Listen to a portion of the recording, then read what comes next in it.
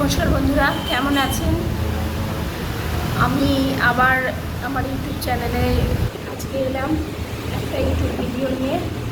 আশা করি আপনারা সবাই ভালো আছেন, সুস্থ আছেন। আচ্ছা, আপনাদের থেকে বিপুল পরিমাণে সাড়া পেয়ে আমি অভিভূত। আপনাদের সবাইকে তাই অসংখ্য ধন্যবাদ। আজকে একটা প্রবলেম নিয়ে কথা বলবো, যেটা অ্যাকচুয়ালি কী বলবো, ফ্যামিলি রিলেটেডই, কিন্তু ফ্যামিলি রিলেটেড হোক, এটার সাথে একটা থার্ড পার্টি ইনভলভমেন্টের যে প্রবলেমটা, সেটা নিয়ে আমি কথা বলবো। এবার যেহেতু আমি ম্যারেজ কাউন্সিলিং করি এবং ফ্যামিলি কাউন্সিলিং করি, সেই জন্য আমি বারবারই বলি ফ্যামিলির লোকরা কখনোই থার্ড পার্টি হয় না। কিন্তু যে জায়গায় আপনি কাজ করছেন কিংবা সেখানে যারা বন্ধু বান্ধব কিংবা সেই অঞ্চলের যারা, যেখানে আপনার ওয়ার্কিং প্লেস, সেখানে যদি আপনার ফ্যামিলি প্রবলেমের মধ্যে ইন্টারফেয়ার করে এবং সেই ক্ষেত্রে যদি তারা মানে সলিউশনের নাম করে দেখেন জিনিসটাকে অনেক বেশি মানে ক্রিটিক্যাল করে দিচ্ছে, সেক্ষেত্রে আমি বলবো তাদেরকে আপনারা আপনাদের জীবন থেকে কাইন্ডলি সরিয়ে দেবেন।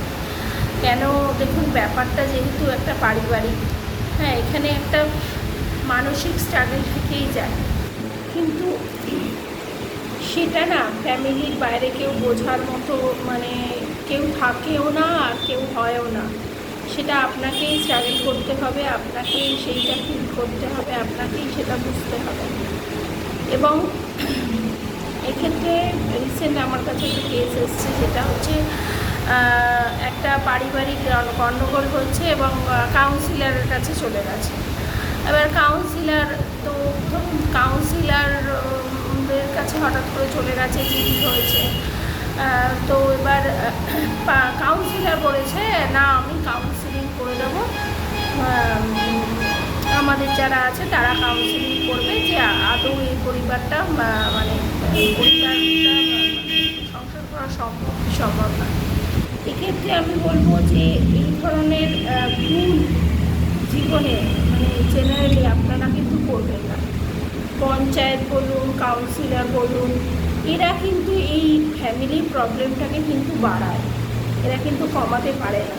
এবং আলটিমেটলি দেখবেন কোর্ট অবধি পুরো ব্যাপারটাকে নিয়ে যাওয়া হবে, হ্যাঁ, তারপরে এভিডেন্স হিসেবে সেই সব কাগজপত্র সব দেওয়া হবে।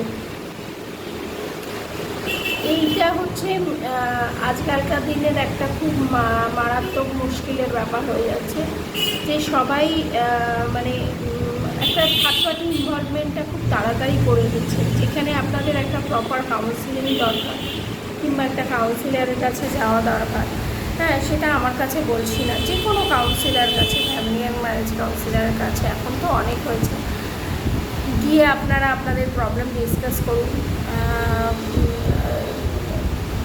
তাদেরকে বলুন, তারা সঠিক পথে আপনাদের চালিত করবে। যদি আপনাদের থার্ড পার্টি ইনভলভই করতে হয়, তাহলে আপনাদের দুজনের কমন ফ্রেন্ড যারা যে হবে, মানে যে আপনাদের অনেক দিন চেনে, শুভাকাঙ্ক্ষী, তাদেরকেই আপনারা অ্যাড করুন। হ্যাঁ, আপনাদের এই প্রবলেমের সাথে তাদেরকেই আপনারা অ্যাড করুন। বেকার মানে পাঁচজনকে ঝিমিয়ে না, সেই বলে না দিকে ছুটলে নিজের গায়ে পড়ে, ব্যাপারটা কিন্তু সেরকম হয়ে যায়।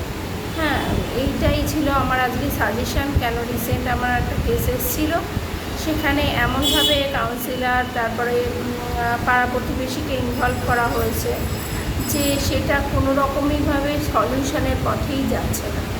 এ বলছে এটা করো, ও বলছে ওটা করো, মানে একটা তো সবারই একটা আত্মমর্যাদা আছে। এবার সব কিছুর ক্ষেত্রেই তো একটা লেভেলের পর তো আপনি আপনার আত্মমর্যাদাটা রেখেই সব কিছু করবেন না।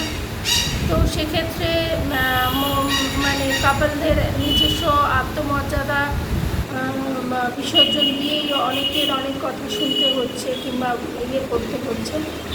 হ্যাঁ, এই ধরনের ভুল কিন্তু আপনারা করবেন না। এগুলো কিন্তু খুবই মানে পাবলিকলি হয়ে গেল জিনিসটা, কিংবা এখন দেখছি কিছু কিছু পাবলিক মানে পার্সোনালি মানে মহিলা সমিতি করে সেটাকে যাতে করে মানে ভবিষ্যতে আপনি বুঝতে পারছেন এইটার কতটা এফেক্ট আপনার ওপর পড়তে চলেছে, মানে সবাই জেনে যাচ্ছে ব্যাপারটা।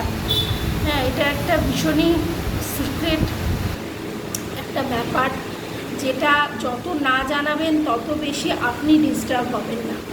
হ্যাঁ, তো এইটা এখন এই সমস্যাটার সম্মুখীন অনেকেই হচ্ছে, হয়তো মাথা গরমের চোটে হঠাৎ করে একটা ডিসিশান নিয়ে নিচ্ছে, কিন্তু পরে গিয়ে রিয়েলাইজ করছে যে এটা আমি ভুল ডিসিশান নিয়েছিলাম।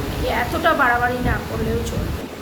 তো আজকে আমার এই সাজেশানটাই আছে, আপনারা নিজেদের প্রবলেম নিজেরা সলভ করলে খুবই ভালো হয়, কিন্তু যার কাছে এই প্রবলেম নিয়ে যাবেন না, কেন সেই এক্সপার্টাইজ সবার মধ্যে নেই।